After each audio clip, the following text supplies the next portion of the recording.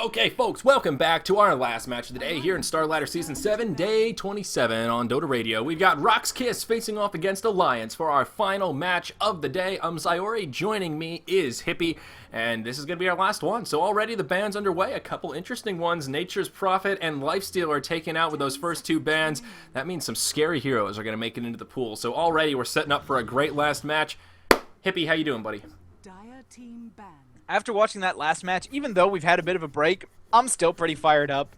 Dagon 5 Darks here. Who saw that coming? That was an absolute blast. Oh, yeah. So I'm pretty excited for this one. I think Alliance obviously is a great team. Rox.kis, they're not, they're certainly not one of the top teams in the tournament, but they can be reasonably solid. So I'm hoping we'll see a good match here. Maybe Alliance will obviously want to keep their record as strong as possible so they can't get leapfrogged by someone at the very end of our ladder play. So they should be playing all out, and hopefully Rox.kis will take the chance to, maybe we can make something new work. Because like you mentioned a couple days ago, when a team is playing all out against you, and you know you have nothing to lose, that's the best time to do that kind of experimentation. Absolutely right, and with those bans, that will be a Wisp as well as an OD also going to be taken out of the pool here, and Alliance will be able to first pick the dreaded Bat Rider. Rox.kis will be able to grab themselves a Visage. That is definitely good news for them. There it is, the second pick's Naga. I was going to say, if they don't grab Naga here, I'll be very surprised. Handing over Naga and Bat Rider, those first two picks could certainly be scary, but Alliance going to be able to grab another pick that they fancy quite a lot there. That's going to be the Chen to go with their Bat Rider. So obviously Ake's Chen, and we'll see what they do with the Bat Rider. Probably going to be moving into the jungle. I think most of the times we've seen Alliance grab themselves a Bat Rider, they've been much more eager to put him in the jungle, more so than try and put him in that solo mid lane, as we have seen from time to time. But really, actually thinking back, pretty much all the Bat Riders we've seen as of late have been in the jungle. Even if he has to share it with the Chen, as we've mentioned, Bat Rider really only needs those two creep camps to make it happen, so there should be plenty of room for both of them in the jungle there. Yeah, I think S4 could definitely still be playing the Bat Rider, but, sometimes he likes to last pick himself something. He's like, oh, here's a mid hero that I can do really, really well with against this entire team. And then, just give Bulldog the Bat Rider, and Bulldog is perfectly good at playing an active ganking hero who farms up quickly off a couple of jungle camps. So it's not like he's uncomfortable with that. But, I certainly wouldn't count out the mid Bat Rider. I think it's obviously still something that works really, really well. There's not many heroes that do particularly well against it, especially with the OD banned out. He's one of the primary heroes that does okay against the Bat Rider. Yep, that's definitely true, and some interesting bans coming out here. Alliance going to go ahead and ban out the Darkseer, no surprise about that. We've seen the synergy he brings to the table, especially with a Naga Siren, the Vacuum, the Wall, Gyrocopter. Again, great synergy there with the call down, all that AoE damage he can put out with the Flat Cannon. Synergizes very nicely with the setup that Naga can bring to the table. Certainly understand those bans to a T. We're going to see a PA first ban by Rox.kis, an interesting choice. I mean, we have seen Loda play the Phantom Assassin from time to time, but I can't say too frequently. So an interesting choice nonetheless, and they are going to fourth ban that Clockwork there. And it looks like they are expecting that Bat Rider to go mid, otherwise they wouldn't really be particularly worried about that Clockwork.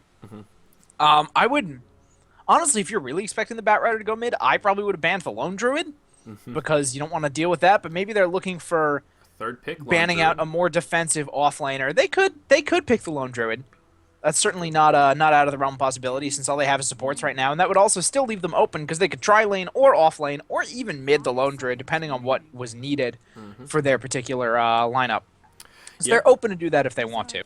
They definitely are, and we all know how much Admiral Bulldog loves his Lone Druid play, so I don't know. We'll see what they want to do. No, gonna go the Queen of Pain, an interesting choice for the third pick. Of course, we saw last match, Queen of Pain synergizes again with Naga Siren very nicely, that AoE action, but interesting to grab that mid hero so early on. That makes me wonder what Alliance is going to do here. I don't know. I'm thinking S4 may try to do a Timbersaw this match. That's going to be my guess here. They could definitely do a Timbersaw, as obviously he's a very, very powerful hero. We haven't seen him yet today, I don't think, unless he was in a match I missed. But I don't recall seeing him banned or picked today. No, I don't think he has, actually. He's been totally ignored. So, an option. Important to note, Tree and Protector still in the pool. I don't think either of these teams are particularly eager to run the Tree, but could always have that curveball come out. I'm a little saddened, actually, the way the Tree works out. Is some teams really favor the Tree, other teams, they just ignore him. They say, no way, man, we're not trying to mix in that Tree. It's so weird how he's first banned material against some teams and just completely ignored Another situation, but there it is. Yep, Lone Druid going to be grabbed to go with the Chen and Bat Rider for Alliance. So far, their draft is looking pretty good. They're never going to be upset with the Bat Rider. Ake always happy to grab his Chen. Admiral Bulldog always happy to grab his Lone Druid. So far, I think Alliance have to be fairly satisfied with the heroes they've been able to draft for sure. Yeah. S4 Bat Rider, Ake, Chen, and Bulldog Druid. I mean, that's pretty much a dream team he got started right there. Give Loda insert carry here, and get maybe an EGM Rubik since his Naga is taken away. I don't know. That could be good. That could be really good, especially against the Naga, against the Quap. Already a couple of strong abilities to steal. See what they want to do with their 4th pick. Of course, it will get tossed over to Rox.kis. They are going to break into their reserve time. Is there something Alliance could pick here to really shut down that Queen of Pain? Does she have kind of a hard counter to mid, sort of like a TA to her puck? Well, I mean, she's going to be up against Bat Rider. Yeah. I don't think there's any I'm real still not question of that convinced. It very well may happen. It very well maybe S4's Bat Rider here, he'll go Loda mid. doesn't play Lone Druid. Huh? I mean, Loda doesn't play Lone Druid. That's true. Yeah, So that would really be the only other option for your Lone Druid player would be Actually, Loda, and if it's going to be Bulldog, he's going to be in the off lane That's a or good in the point. jungle or something. Now that I actually think about it, instead of just blathering on, you're kind of right. All right, fine. I take that back. Quap's going to do just fine against Bat Rider. I want to see what Rox.kis are going to grab here. Right now, their roster is sort of open-ended. Of course, they're going to need a carry and an off-laner. Bounty Hunter may be something that they want to consider here, depending on who they want to grab as their carry. Of course, Lifestealer's off the field, and it's going to be an Alchemist. Interesting. Not only giving themselves a very, very strong carry, a carry who, despite the fact that he was well featured throughout the entirety of TI3, has been really kind of absent from Starladder completely, despite the fact that he hasn't received any nerfs or anything. I think I mentioned that yesterday. Yep. It really weirds me out that he's kind of been a non-factor. But you're also denying Loda that Alchemist, and we've seen Loda on that Alchemist, and there's your Treant.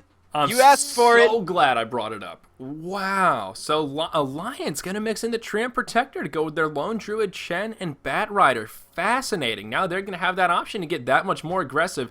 I see some tower dives in Alliance's future. Yeah, you want to talk a hero who can be incredibly aggressive. You get... Now that Queen of Pain has to be really, really worried because her level 1 Blink is only 700 range. You have to worry about the fact that that Flame Break range is... I don't know the exact range on it. I wish I did. I'm missing a mechanics thing right now here. I'm sorry, guys. But it is very long range if S4 can aim it properly, so a blink away won't necessarily save you from that.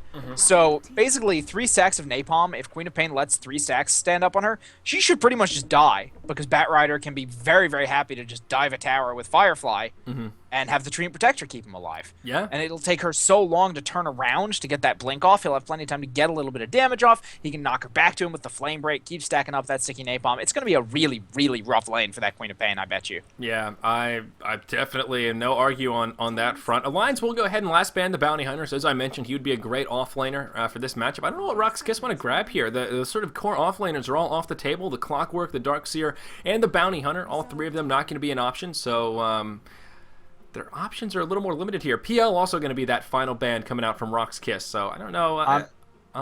Go ahead. Sorry. I'm with some people in the chat. I think if Rox... I would like Rox to take Weaver so that Alliance can't tri-lane Weaver. Yeah, that's true. Because I was just going to say... Treant.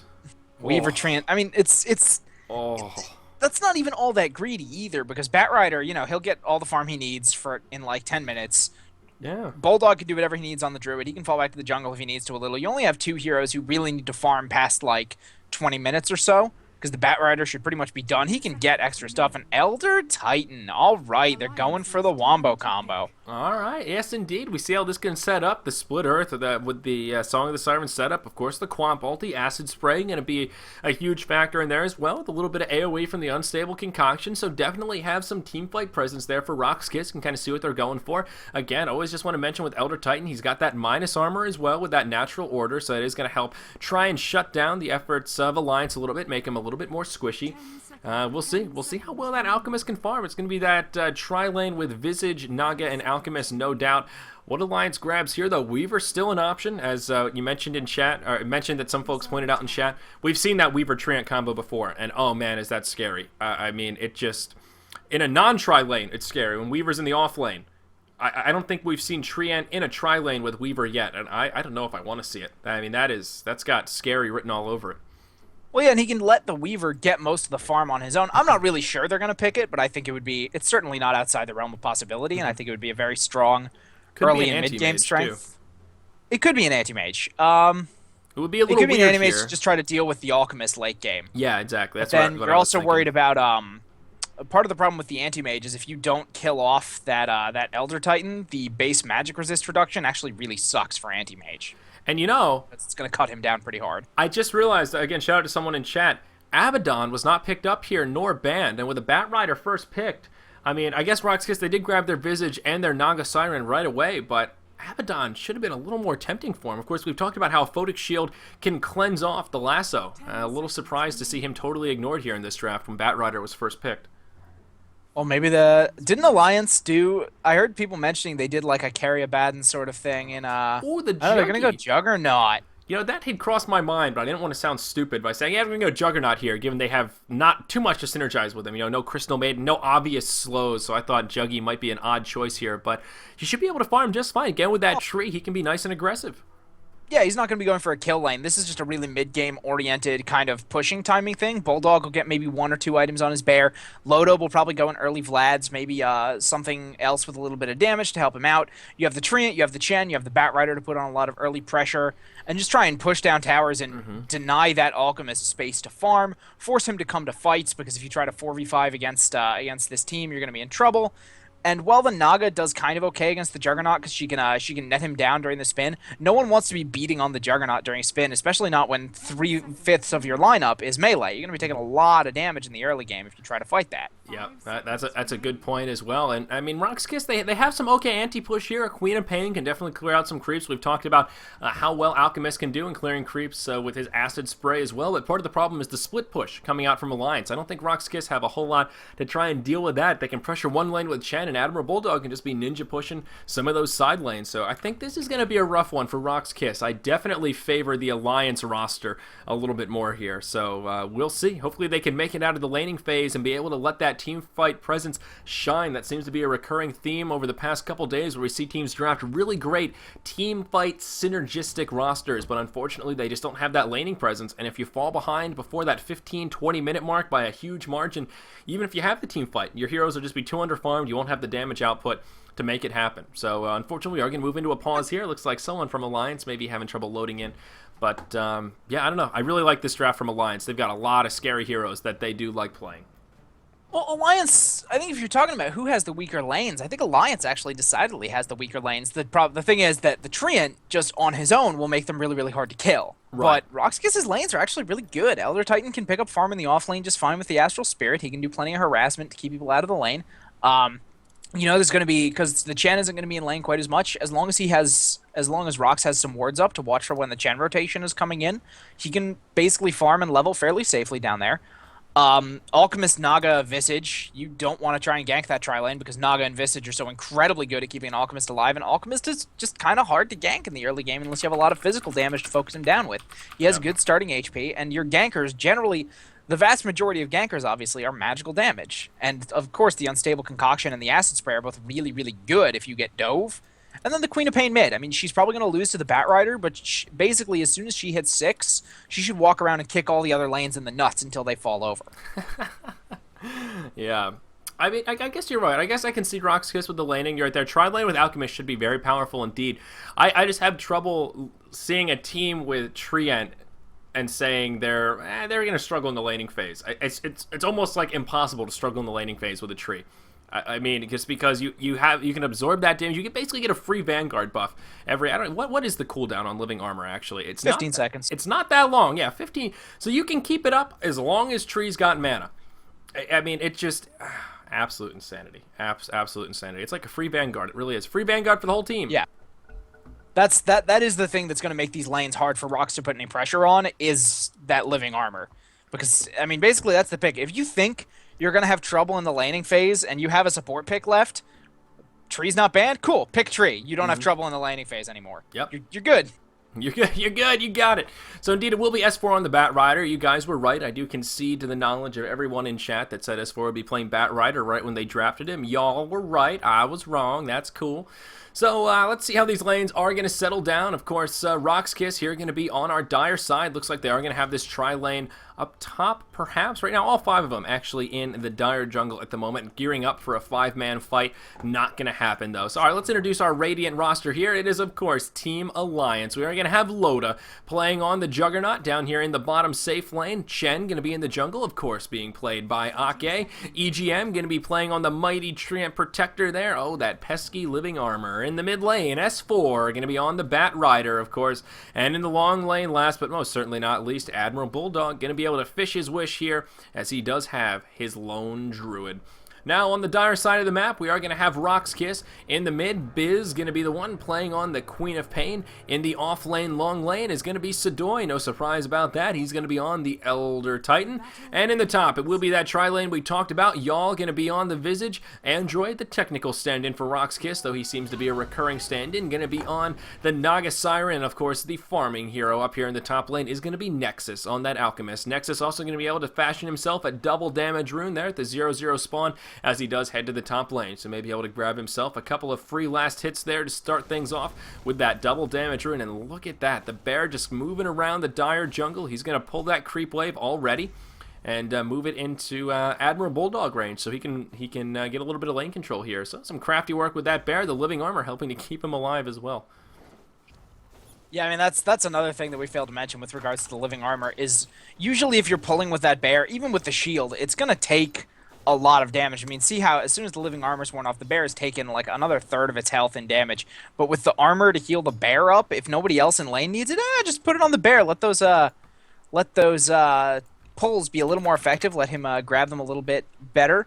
And bam! Oh, looks like he did actually lose a bunch of creeps though. Oh yeah, look. I don't know how that happened. Head back. I guess the bear fogged him. I don't know if that was intentional. I moved the camera right when they started to run. Maybe the bear just caught him in some unlucky fog. But alas, it could have been intentional, as now they're going to have a big creep wave that is going to push into the tower with kind of 2 waves worth.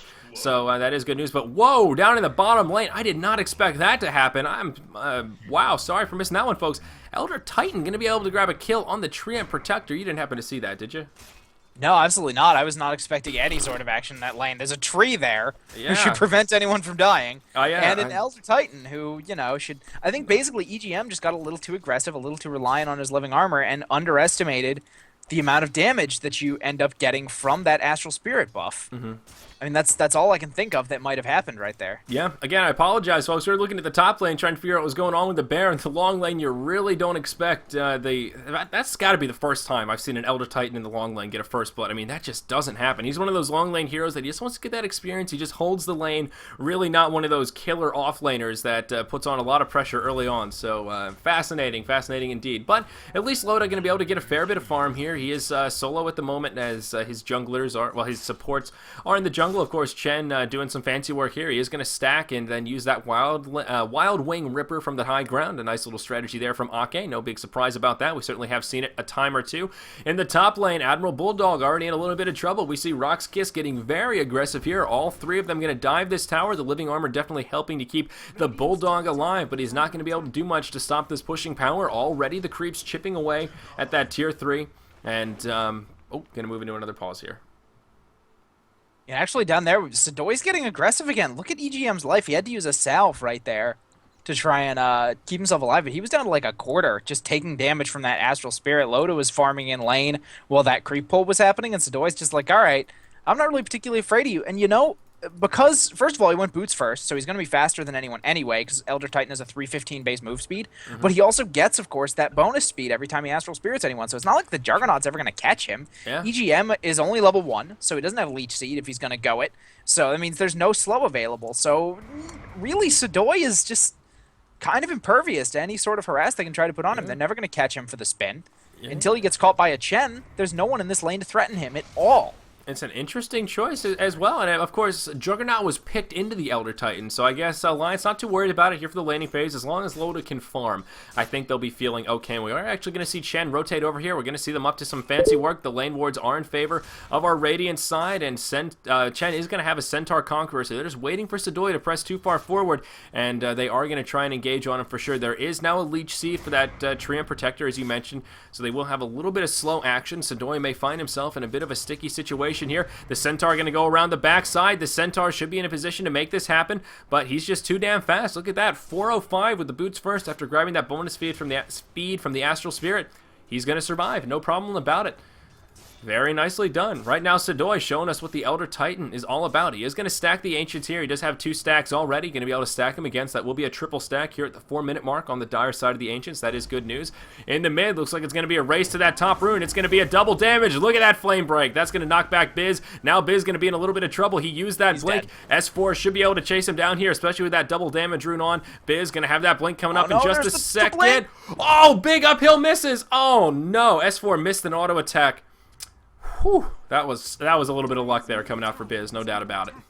That was not just a little bit of luck, but even if he had hit that, I'm not sure he quite would have died just because he got that salve off just in time. Yep. And S4 might be getting the return. Now living armor, he's going to live. Yep. Oh, yeah, living armor. How could you forget about that? Exactly right. So Biz and Visage going to come in, but some crafty plays happening there in the mid lane. Let's look at the farm here in the mid lane and see how things are faring. Biz is now 16-6 on that Queen of Pain, and at present, S4 on the Bat Rider is 20-7, so a very comparable mid lane here. Really, it's kind of as we would expect. I think Bat Rider versus Quap, a pretty even mid lane, and they are breaking even as such. But Admiral Bulldog, he is struggling up here. Right now, he is 5-1. Not that we would expect him to be doing very well against a 1v3. He hasn't died yet, so I guess that is definitely a victory. But in terms of farm, he really has nothing. The Bear going to pull some creeps a little bit. He's going to try to do everything he can, but for this off lane, unfortunately, he's not doing nearly as well as that Elder Titan, it seems. He's level 3. Elder Titan, actually, they're about on par with one another. I spoke too soon. They're both level 3. Farm pretty comparable, just a handful of creep kills apiece as Sadoy moves through the Radiant jungle. So all in all, we've got a pretty even match on our hands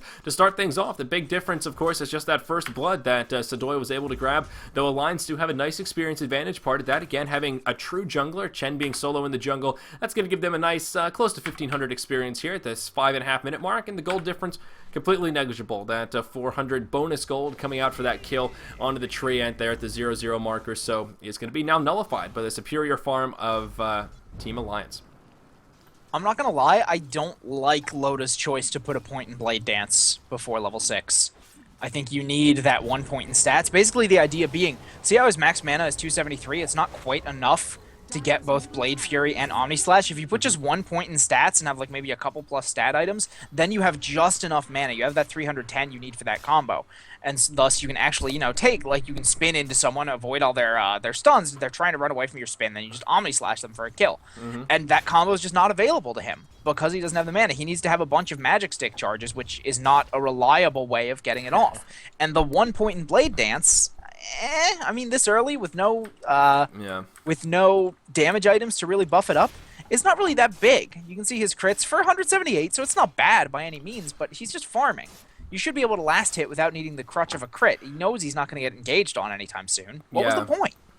Well, I think it just shows that Loda is not planning on using the Blade Fury Omni Slash combo until he hits level 7, level 8, when the natural stat gain you get makes that point that you're making there just sort of irrelevant, where he'll have the mana pool to use both. But you're absolutely right. With going that early point in Blade Dance and not going an early attribute, you can't do it. You don't have the mana pool to make it happen, and it's 110 plus the 200, so you need 310. He's got 299, and I think level 8 he'll have just enough to be able to do it.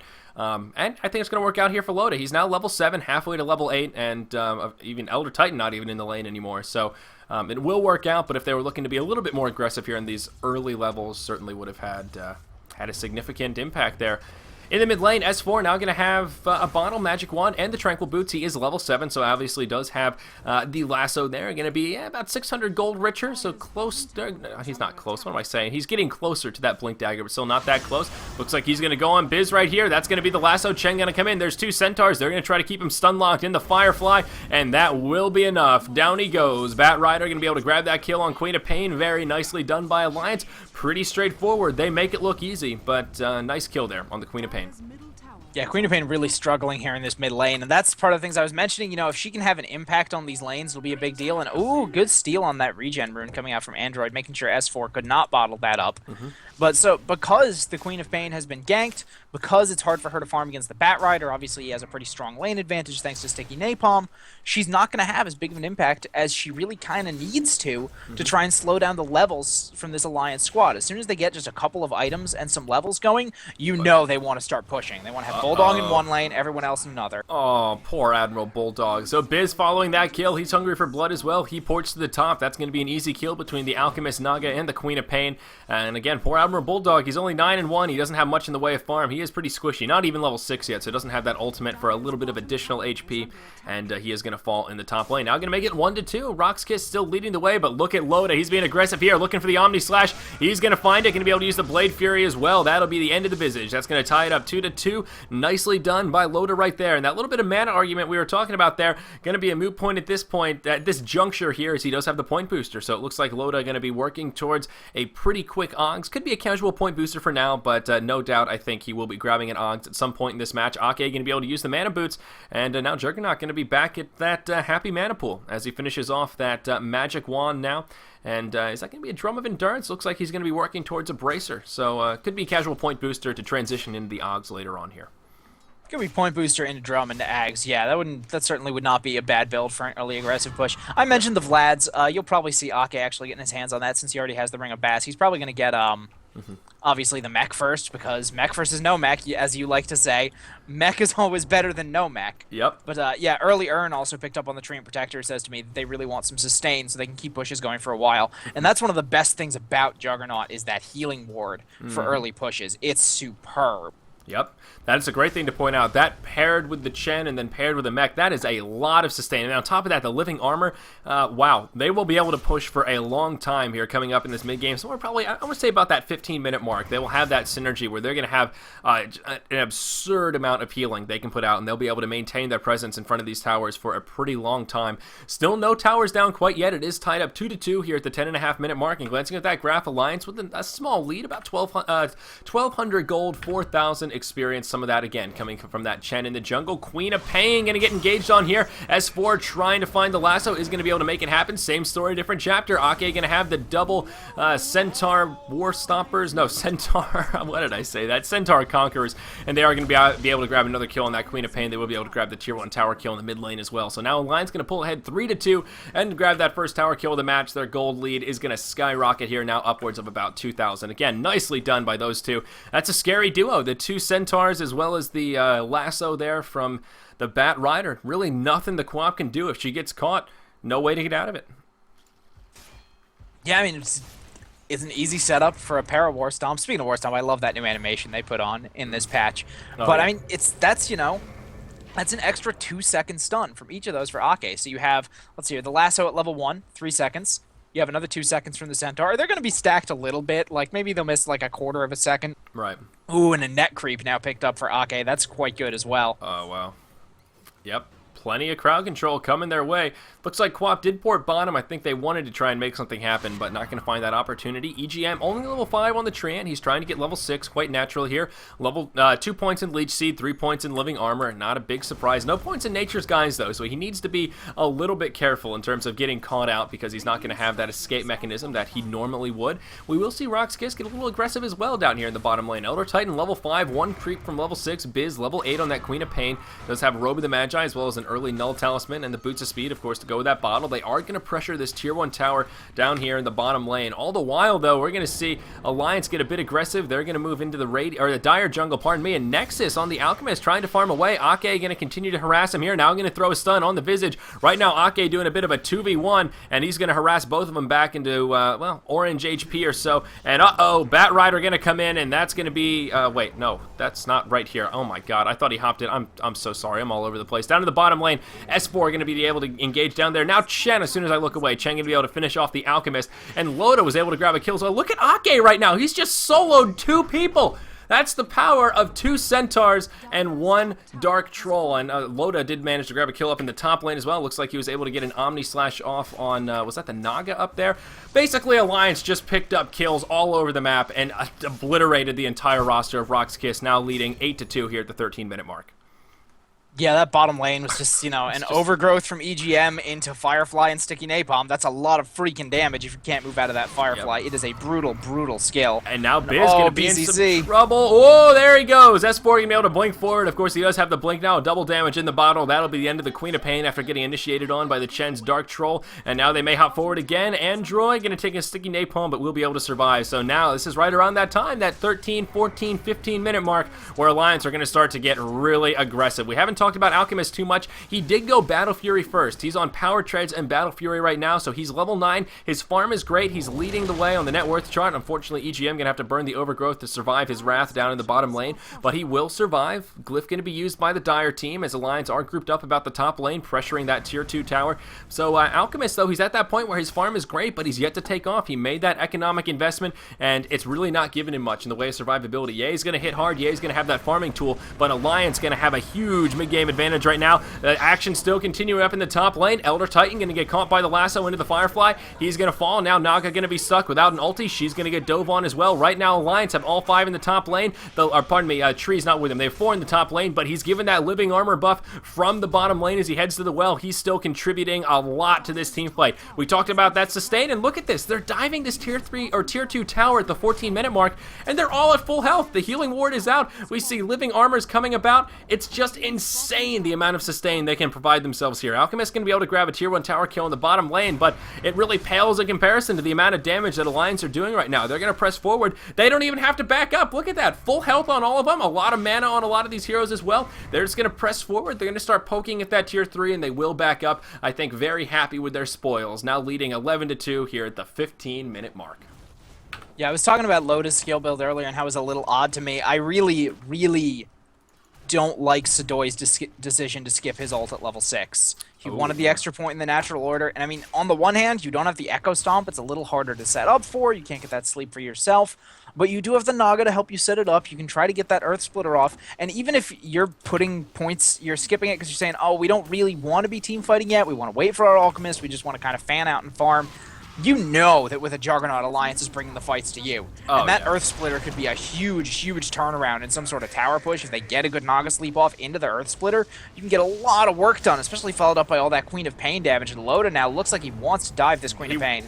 He wants it. He's just going to turn. He was trying to use that Omni Slash onto the Quap, but just going to turn. He's going to drop it on the Visage. While all that was happening, Alchemist got taken out while he was trying to clear this stacked Ancients here, so that's a bit unfortunate. Ake coming in and doing that CC rotation. I was looking at Loda. I was like, oh no, they used the Overgrowth onto that Queen of Pain as well. He almost had it, but unfortunately was just unable to make it happen. There's there's a lot of statistics here that are scary. It is 13-2 at the 16-minute mark. Tower count right now is 1 to soon to be 4 as Alliance are going to take out the last remaining tier 1 tower in the bottom lane here for Rox.kis, but Batrider is 6-0-2, Chen 3-0-5, and Loda on the Juggernaut is 3-0-1, so that is very scary. Naga going to burn the ulti here, going to try and keep the Elder Titan alive, but he is going to fall. The tree actually going to be able to grab a kill, and that's going to be another kind of free kill here in favor of Alliance, and they're just going to dive that tier 2 tower. They're going straight into the tier 3s. They're moving into the base. This Naga taking a lot of damage. She's going to fall. Now Biz taking a lot of damage also, and looks like she is going to be able to make it back, but wow, they're just diving into the tier 4s here. Look at this madness. Alliance is in the base. They have the sustain to do it. That's the sad part right here. They just walked through the Rox.kis base and pushed the Rox.kis members from the bottom out to the top lane. I mean, that is, I don't even have words for the amount of sustain that Alliance are able to put out right now. This is absolute insanity as they continue to grab kills here. The lasso going to be used on Biz. He's going to be in trouble here. We'll be able to blink down. Y'all on that Visage going to be in. I mean, just look at Alliance are just chasing them across the map. They have no reservations, no need to stop. The sustain is absolutely out of control. Now Overgrowth going to come up. Visage going to fall. Loda going to have a nice Blade Fury. He's going to be able to finish off the Elder Titan as well. The Naga going to be in big trouble here. Android going to try to retreat back to the base. Only level 7, still has no ulti. Look at this. Again, Loda diving the tier 3s. He's diving the tier 4s. EGM has no reason to stop. He's going to keep going forward. Loda just going to move over. It looks like he wants to go shopping. All right, Loda's going to hit the mall. He's going to hit that side shop there. And he's just going to walk back, and he might be able to make it happen. Trient is going to get taken out, so maybe a little bit of an overcommitment. And look at this. Loda just going to be able to Omni Slash. That's going to be the end of the Alchemist. He's got the Og Scepter. Now Visage going to be in a little bit of trouble. He's going to be able to get a Blade Fury off. Oh, no. He's just going to go ahead and pour it out. Like, are you kidding me right now? Are you kidding me? bottom tower is under I don't have words. The GG's come Yeah, out. I think about when Alliance dove the base when there was only one tier 2 down, so only one set of base towers was actually vulnerable. Alliance is just like, sure, let's just kill everyone. We can just run through their base, and their towers won't even really scratch us. That was the time when you had to think, maybe this game's a little over. Yeah, I mean, 20-3 in the 18-minute mark. Certainly understand why Rox.kis tapped out right there, but that, I mean, it's like they had some computer hackers on their side. I mean, we knew they were going to have a lot of sustain. We talked about the healing ward, we talked about the living armor, we talked about the Chen ult. There's not even, oh no, there's a mech in Chen. So we talked about the amount of sustain they would have. Great. I thought they'd be able to take team fights, it'd be pretty, but like, Loda literally just diving the tier 4s, says, oh, hey guys, let me hit them all real quick. I'm going to pick up an item. Omni Slash picks up a kill on the farming alchemist and just ports away. Like, it's just, that was insane. It's like they were invincible just walking through those tier 4 towers at the 18-minute mark. 18 minutes! That's still the early game, and they're diving tier 4 towers. Just, that is ridiculous. Really, really ridiculous. That is the power of the tree, ladies and gentlemen. Next time you see a match and that tree is not banned out and he's not picked, you should think to yourself, how could this game have been different if they picked the Treant Protector? Because he's just a dose of insanity. That's no other way I can put it, honestly. Jesus.